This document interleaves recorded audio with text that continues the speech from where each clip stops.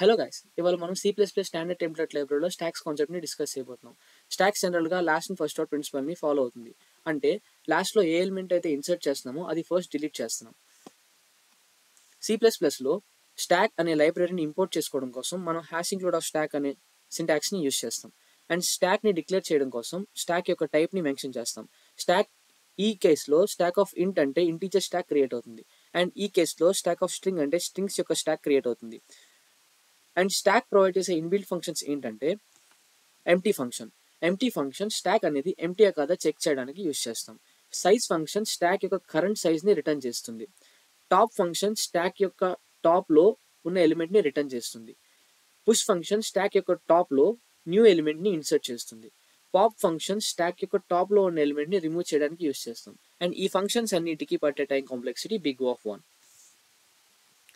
ఈ ఎగ్జాంపుల్లో h.empty true return చేస్తుంది, ఎందుకంటే s అనే స్టాక్ ఇనిషియల్గా ఎంప్టీ కాబట్టి.